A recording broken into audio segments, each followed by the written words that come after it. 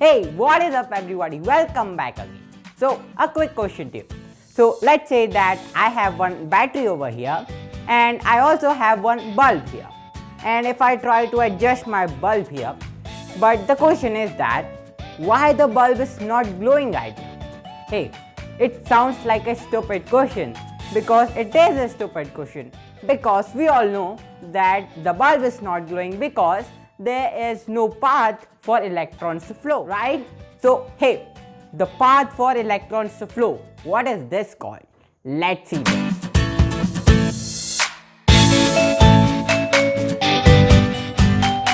Okay, so electric circuit is a path for electrons to flow. So electrons start from the source and they pass from the conductors through the resistors and they complete their whole journey and they reach back to the source itself.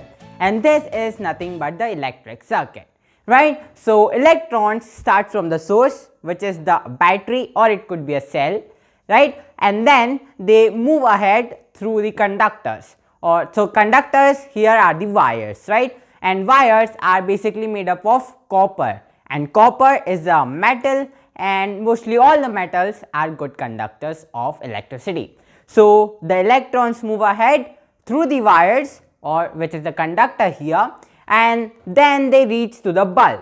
By the way, we can also call bulb as a resistor. We will cover what resistor is in our upcoming videos, so hold on for that, right? So from the resistor and again through the wires, and the electrons again reach to the source itself, which is battery. Okay, so that simply is electric circuit. But there's one problem, right? So this such diagram you will get to see in our real life. But what if we have to make the circuits in our notebook or in our copy? Then in that case, are we gonna waste our time in drawing the circuits or the bulb and the battery? No, we are not gonna do that. So for that, we have made some symbols, right? For some reason. The first reason is that we want to save our time, and one more reason that we wanted to help the guys who are not very good at drawing, right? So we have made the symbols which are very easy to draw and we can draw them very quickly. So let's have a look at the symbols here. So okay, so first of all, let's say we have a cell here. So cell is represented by two vertical lines. One is larger and one is smaller. So the larger lines represent the positive terminal and the smaller one represents the negative terminal. So that is our cell. Now when number of cells come together, they forms a battery, right? So battery is simply represented by this. That is very easy. Now we have a wire. Well, wire is simply represented by straight lines, right? Now we have a bulb here. So bulb is represented by this.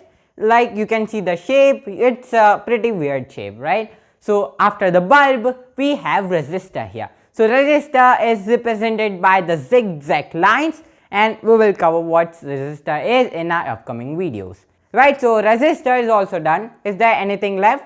Yes, switch is left. So here you can see, so when it is open, it is a switch off, and when it is closed, it is switch on.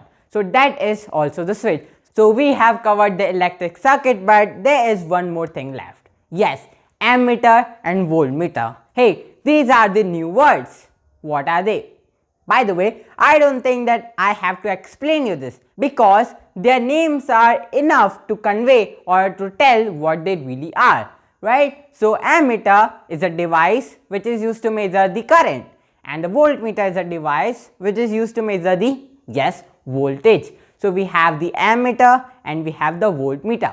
And how do we represent them, right? So draw a circle and write a capital A for the ammeter and capital V for the voltmeter. So that's what it is. But one more thing, that ammeter is always connected in series and voltmeter is always connected in parallel. Hey, what does this mean and what it is?